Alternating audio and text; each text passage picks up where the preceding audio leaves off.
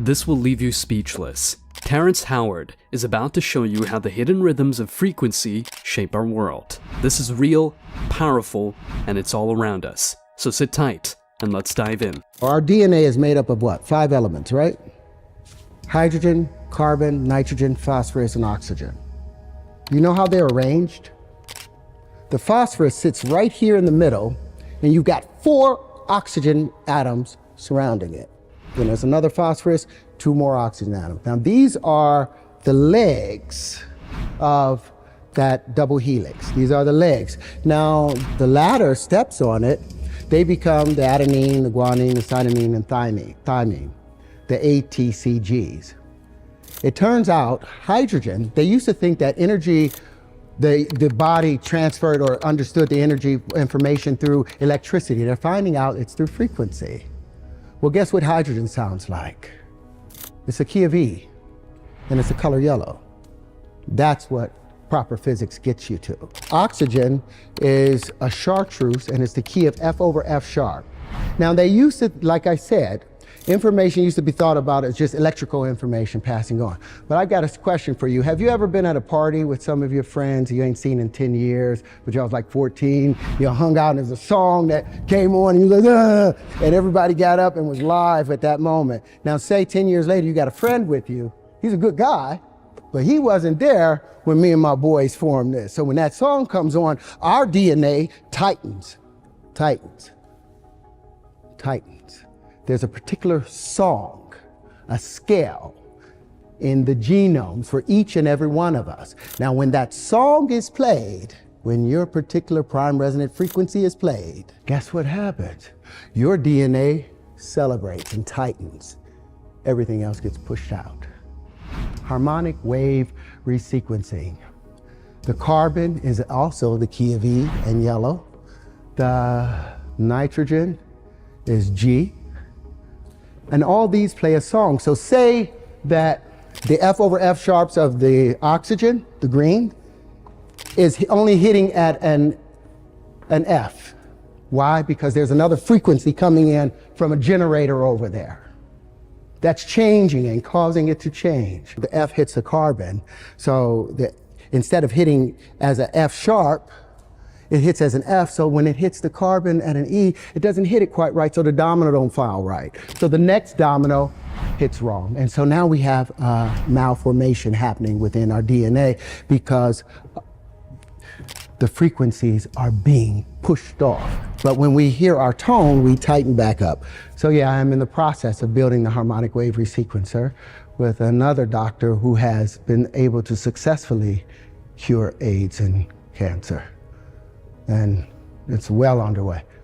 But I wanted you guys to understand how that works. It's so simple. You do not need to tear the human body apart when all you can do is use frequency to bring it back to its normal space. More and more people are delving into the power of frequencies, and an increasing number are starting to believe in it, echoing the knowledge of ancient civilizations. It seems we're only just rediscovering what was long understood by earlier cultures. Perhaps this growing understanding sheds light on a significant shift in the music industry, the change in standard tuning of musical instruments from 432 Hz to 440 Hz. This subtle yet profound alteration begs the question, was this simply a matter of standardization, or is there more to the story? The standard tuning pitch, often referred to as concert pitch, has varied throughout history.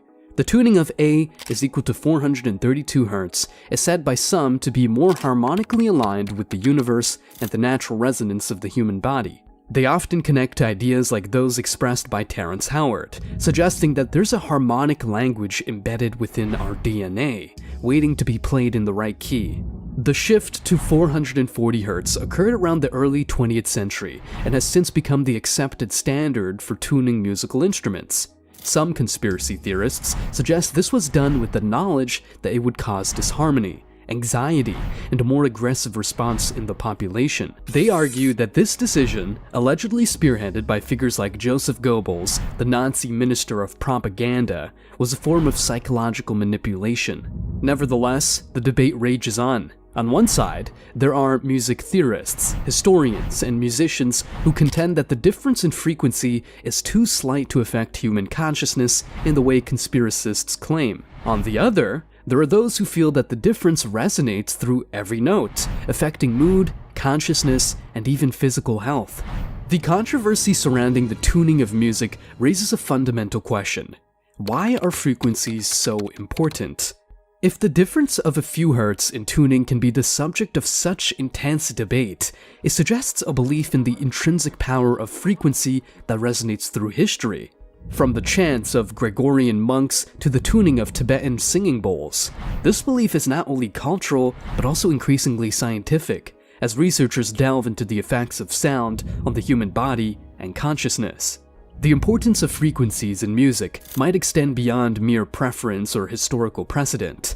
It taps into the very way our brains process sound waves, the vibrations they create, and how these can influence our emotional and physiological states. Some studies suggest that music tuned to certain frequencies may enhance mood or cognition, although more research is needed to establish definitive effects. As we ponder the implications of Terrence Howard's assertions and the historical shift in music tuning, it becomes clear that to understand the full impact, we need to venture deeper into the science of sound. It's within the realms of acoustics, neuroscience, and even quantum physics that we can search for the answers to how and why frequencies might hold such sway over our well-being. In the following segment, we shall delve into the complexities of frequencies, examining the science behind their influence. From the molecular to the cosmic level, frequency is a fundamental aspect of our universe, and possibly a key to unlocking more harmonious states of existence. Let's dive into the science. Let's start small, with the atom. The concept that matter is not solid, but a cloud of potentialities comes from quantum mechanics. Electrons vibrate at specific frequencies determined by their energy levels, and these frequencies can be so exact that they define the identity of an atom.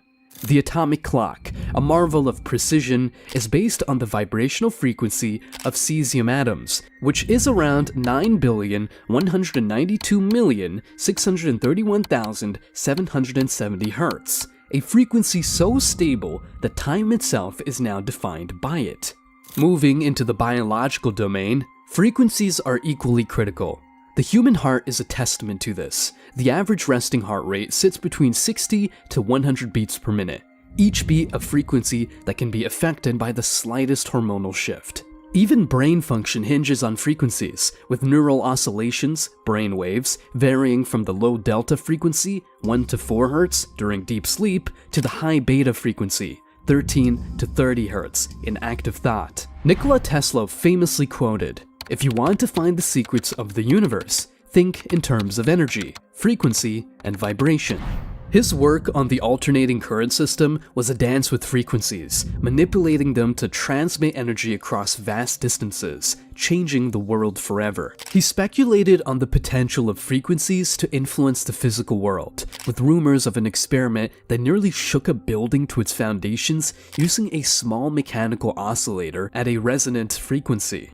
The power of frequencies is evident not just in the transmission of energy, but in their potential for disruption when out of balance.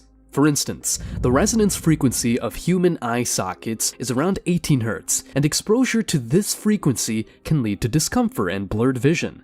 When architectural or natural frequencies align, as they did disastrously with the Tacoma Narrows Bridge in 1940, the consequences can be catastrophic. At the largest scale, celestial bodies resonate with frequencies born from their mass and the force of gravity.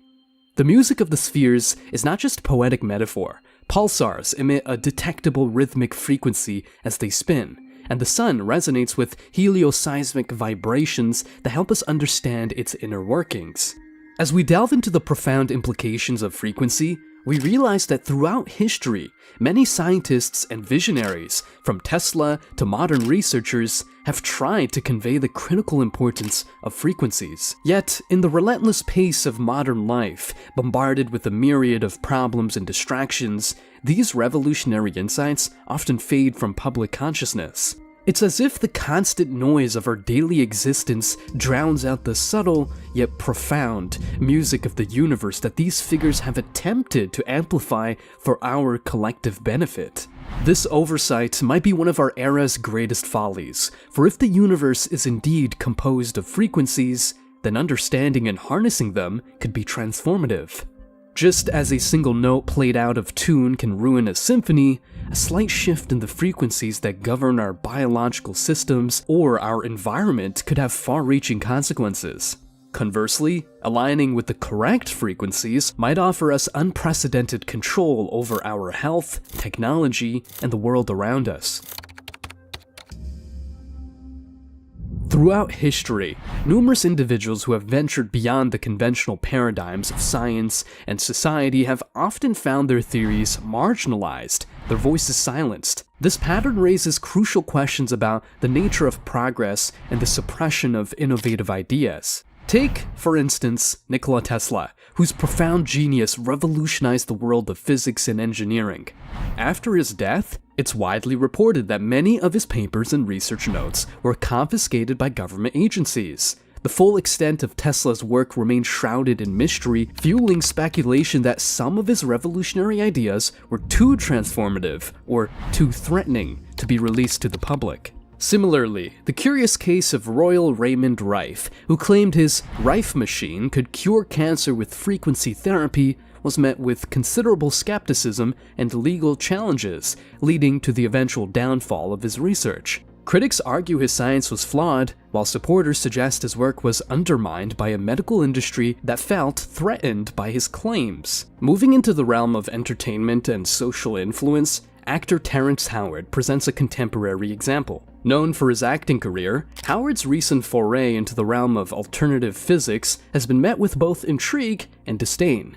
Whether his theories on the structure of DNA and its relation to frequencies hold water is subject to scientific scrutiny. Still, his abrupt descent from Hollywood raises eyebrows. It suggests a pattern where celebrities who diverge from their expected roles and advocate for radical ideas quickly find themselves ostracized.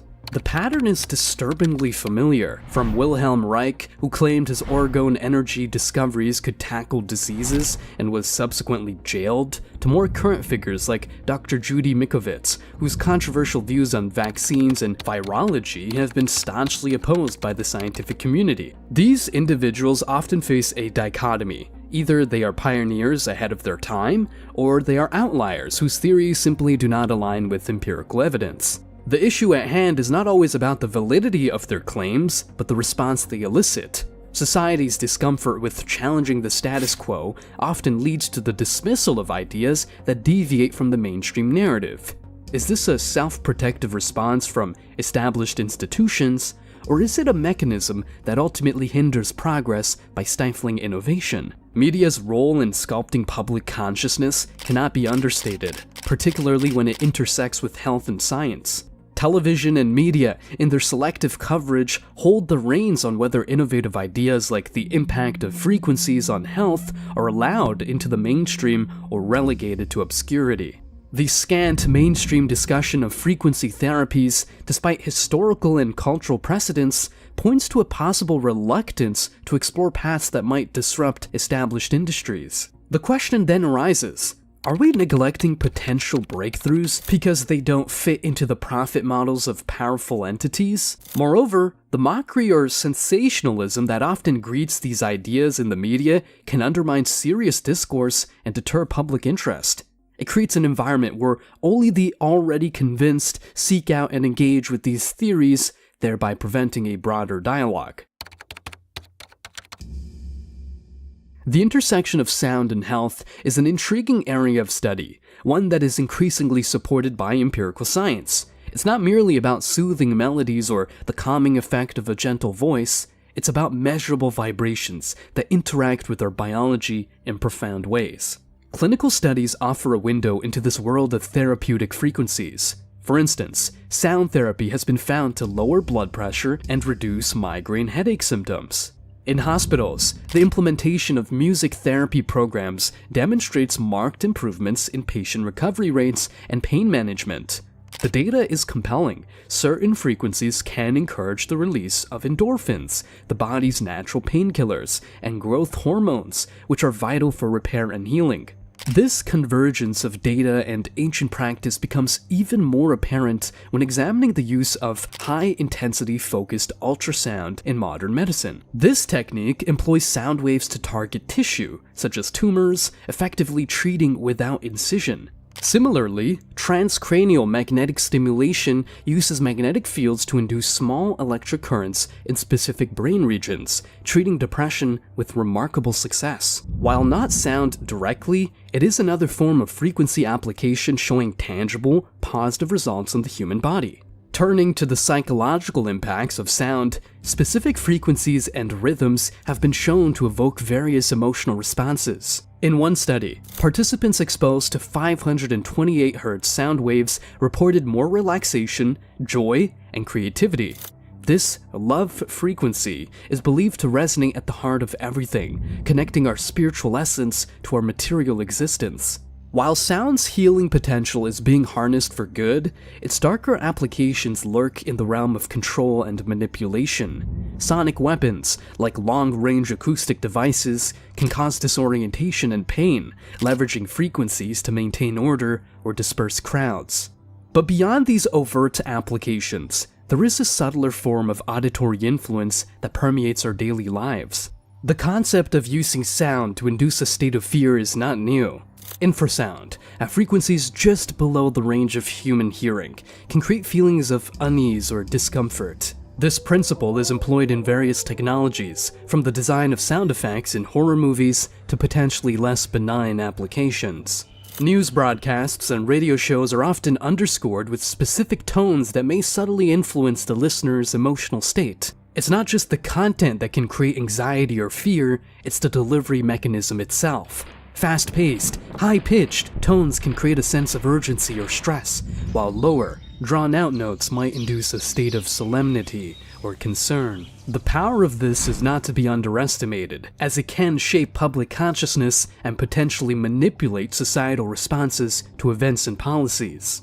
The ethical implications of such uses of sound are immense. While we know that sound can heal, comfort, and restore, if misused, it has the potential to control or instigate distress. As we further understand the full capabilities of frequencies on our physiology and psychology, we must navigate the fine line between beneficial and harmful applications. The key will be in informed consent and ethical oversight, ensuring that the power of sound is respected and used for the collective good. The significance of self-education in this realm cannot be overstated. It is imperative for each of us to delve beyond the surface, to actively engage with the research, and to explore the science for ourselves. In an era where information is at our fingertips, yet so often filtered through a lens of corporate or political agendas, personal inquiry becomes a tool of empowerment. By seeking out these studies, engaging with the data, and questioning the narratives presented to us, we take control of our own understanding and, in turn, our health and well-being. As we navigate this landscape of sound and frequency, it's worth remembering that the marvels of modern science are echoes of ancient wisdom. Cultures across the globe have long turned to the vibrations of the earth and the harmonies of the cosmos, seeking connection and healing. In this, perhaps we see the hand of the divine, a tapestry of natural remedies woven with intricate care, awaiting our recognition and respect. God, in His greatness, has indeed left us many tools to enrich our existence. Sound, with its capacity to reach deep within the fabric of our being, is one such gift. Whether it's the soothing hum of a mother's lullaby or the precise frequency that disrupts a cancerous cell, the spectrum of sound's potential is as broad as it is profound. But to harness these tools, we must first acknowledge their existence and then have the courage to explore their applications. Awareness is the first step toward transformation. In being open to the unconventional, in challenging the status quo, and in seeking the truth with earnest intent, we invite new possibilities into our lives. We may not hear these truths broadcasted between the latest pop songs or discussed during primetime TV, but their whispers are there, between the lines of published studies and in the shared experiences of those who have dared to step beyond the conventional path. In closing, Let us take these whispers, these fragments of forgotten knowledge, and assemble them with both skepticism and hope. Let the tools left for us be handled with wisdom, and let us not be daunted by the silence of the mainstream. For in our quest for understanding, we might just discover the frequencies that resonate with our deepest potential, harmonies that can tune not only our health, but the very essence of our lives.